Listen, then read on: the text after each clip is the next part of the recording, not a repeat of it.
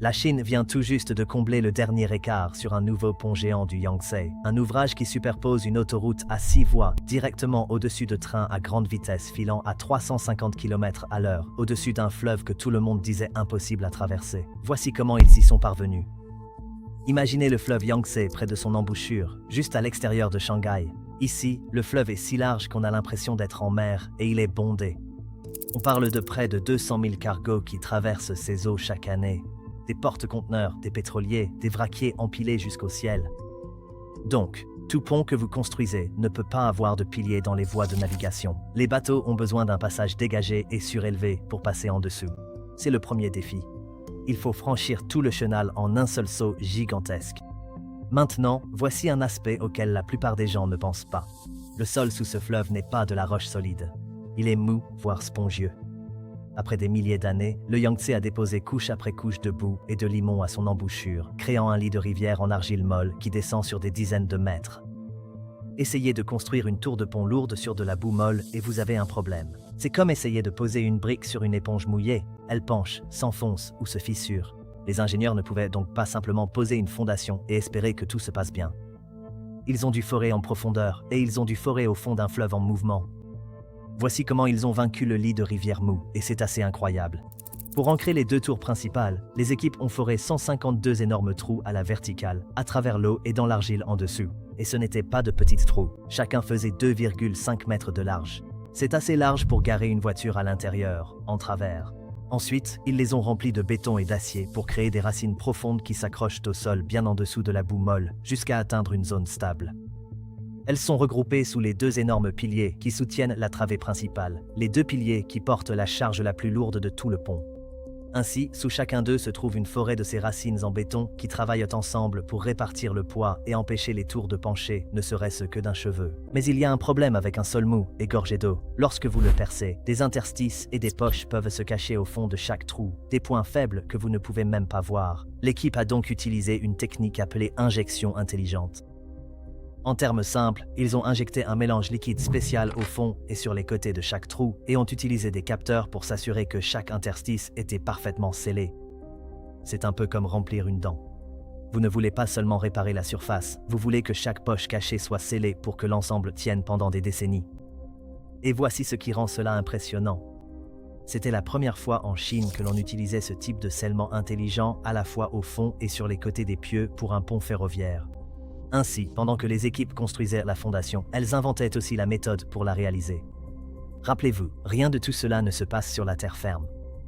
Chaque forage, chaque coulée, chaque relevé de capteurs se fait en pleine eau, avec le courant qui tire sur l'équipement et les navires qui passent à proximité.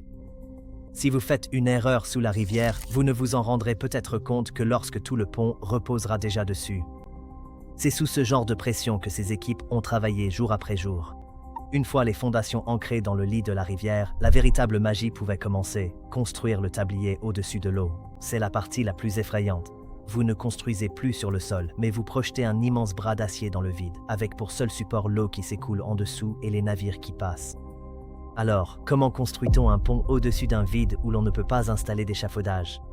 On le construit des deux côtés à la fois, pièce par pièce, en avançant vers le centre comme deux personnes sur des falaises opposées, chacune posant une planche devant elle, avançant lentement pour se rejoindre dans les airs. Pour soulever ces énormes sections d'acier, les équipes utilisaient deux grues capables chacune de hisser 1100 tonnes. Pour vous donner une idée, c'est comme soulever environ 200 éléphants adultes et les déposer délicatement avec la précision d'un fil dans le chat d'une aiguille. Et ici, la précision est primordiale. Quand les deux bras finissent par se rejoindre, ce côté doit s'aligner presque parfaitement avec les trous de l'autre. On parle de millimètres. Si vous vous trompez, les deux moitiés ne se rejoignent pas. Ainsi, des systèmes de surveillance intelligents observaient chaque poutre d'acier en temps réel, suivant la position exacte, la contrainte et même la façon infime dont l'acier se courbe au soleil. Les ordinateurs ajustaient les opérations de levage jusqu'à ce que les deux côtés soient parfaitement alignés. Petite pause avant d'aborder la partie dont personne n'a parlé pour ce projet. Des vidéos comme celle-ci demandent des heures de recherche, d'écriture et de production. Si vous appréciez cette vidéo et souhaitez aider à en produire d'autres, il y a un lien dans la description et dans le commentaire épinglé où vous pouvez faire un petit don. C'est totalement optionnel. Aucune pression, vraiment. Très bien, revenons au pont. Maintenant, parlons de ce qui rend cette structure si spéciale. La plupart des ponts n'ont qu'une seule fonction. Il transporte des voitures ou il transporte des trains. Celui-ci fait les deux en les empilant comme un pont à 2 étages. Au niveau supérieur, une autoroute à 6 voies conçue pour des voitures roulant à 100 km/h. Au niveau inférieur, le chemin de fer. Et pas n'importe quel chemin de fer. Ce tablier accueille des trains à grande vitesse atteignant 350 km/h, ainsi que des trains interurbains plus lents à 250. Cela en fait le premier pont de Chine à traverser le Yangtze, conçu pour permettre aux trains à grande vitesse de traverser le fleuve à pleine vitesse. Avec une portée de 400 mètres à franchir, il n'y a aucun pilier pour soutenir le milieu. Il ne peut pas y en avoir, sinon cela bloquerait les navires qui passent. Alors, qu'est-ce qui maintient la route et les trains au-dessus de toute cette étendue d'eau? Des câbles. Des câbles en acier descendent en éventail depuis les hautes tours, comme les cordes d'une harpe géante, chacun saisissant le tablier et le tirant vers le ciel. Toute la chaussée est en fait suspendue dans les airs. Maintenant, ajoutez les trains par-dessus cela. Un train à grande vitesse chargé peut peser des centaines de tonnes, et il ne reste pas sagement à un seul endroit. Il traverse tout le pont en quelques secondes. Imaginez un poids lourd roulant sur une corde raide, pendant que vous essayez de la maintenir parfaitement immobile. C'est le casse-tête auquel ces ingénieurs se sont attaqués, et il devient encore plus complexe à cause de cette voie en béton lisse en dessous. Rappelez-vous, il n'y a pas de gravier pour absorber les secousses.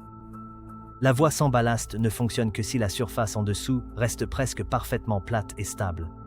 Si le pont se courbe ne serait-ce qu'un peu, un train roulant à 350 ressentirait chaque ondulation. Le problème, c'est qu'un pont aussi long fléchit naturellement sous le vent, s'étire sous la chaleur estivale et s'affaisse sous un poids important. Le sol ferme ne fait rien de tout cela. Le véritable défi de l'équipe était donc de faire en sorte qu'un pont de 4 km se comporte presque comme de la roche solide. Le concepteur en chef a expliqué avoir soigneusement ajusté la hauteur et la structure du pont pour atteindre un équilibre délicat, suffisamment rigide pour que les trains à grande vitesse le traversent sans la moindre oscillation, mais assez flexible pour résister au vent et aux intempéries pendant des décennies. Si l'on penche trop d'un côté ou de l'autre, tout l'ouvrage échoue. Il reste une dernière astuce ingénieuse. Sur le pont, l'autoroute et la voie ferrée se côtoient, partageant un seul passage pour économiser un espace précieux au-dessus de l'eau. Mais à chaque extrémité, elles se séparent et se déploient. Les voitures rejoignent un réseau, les trains un autre. Une seule structure fait traverser tout le monde la rivière, puis répartit discrètement le trafic dans 2 directions. Réaliser tout cela sur un pont aussi long, s'étendant loin au-dessus de l'eau, affrontant le vent, la chaleur et le poids même des trains, c'est la raison pour laquelle les ingénieurs le qualifient de plus grand pont à haubans routier et ferroviaire de son genre au monde. Jusqu'ici, c'est une histoire incroyable d'acier et de béton, mais voici pourquoi des millions de personnes vont vraiment s'y intéresser. Actuellement, si vous voulez voyager en train de Shanghai à une ville appelée Qidong, juste de l'autre côté de l'eau, cela prend environ 2h30. Vous êtes obligé de faire un grand détour. Une fois que ce pont sera ouvert, ce même trajet passera à moins de 30 minutes. Arrêtez-vous un instant et réfléchissez à ce que cela implique. Un trajet de 2h30 représentait tout un engagement pour la journée. Un saut de 30 minutes, c'est juste une matinée ordinaire. Soudain, des villes qui semblaient éloignées commencent à se comporter comme des quartiers d'une même ville. Les gens peuvent vivre à un endroit et travailler à un autre. Les entreprises situées sur des rives opposées peuvent commercer comme si elles étaient voisines. Imaginez comment cela transforme la vie quotidienne. Une infirmière pourrait vivre là où le loyer est moins cher et quand même arriver à l'hôpital d'une grande ville avant le début de son service. Un atelier sur une rive pourrait recevoir des pièces d'un fournisseur de l'autre rive le temps de finir un café. Une famille séparée entre 2 villes pourrait se retrouver autour d'un dîner un soir de semaine ordinaire. Quand une traversée passe de plusieurs heures à quelques minutes, cela reprogramme discrètement la façon dont toute une région vit et travaille. C'est là le véritable objectif. Le delta du Yangtze autour de Shanghai est l'une des régions économiques les plus puissantes de la planète, et la Chine veut relier étroitement ces villes pour que les marchandises, les travailleurs et l'argent puissent circuler presque sans friction. Ce pont est un fil de plus qui resserre cette immense toile, et il fait partie de quelque chose de bien plus vaste, un corridor ferroviaire à grande vitesse qui s'étend de Shanghai jusqu'à l'intérieur des terres, vers Chongqing et Chengdu, au cœur de la Chine. Un élément manquant à la fois, cette ligne se complète peu à peu. Et le fleuve lui-même est la colonne vertébrale de toute cette histoire. Les terres qui longent le Yangtze sont densément peuplées et regorgent d'usines, formant une sorte d'épine dorsale économique qui s'étend de la côte jusqu'au cœur du pays.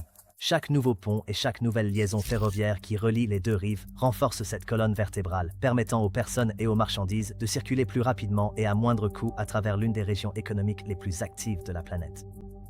Un seul pont peut sembler insignifiant face à un objectif aussi ambitieux, mais c'est précisément ainsi que ces projets gigantesques se réalisent, un franchissement impossible après l'autre.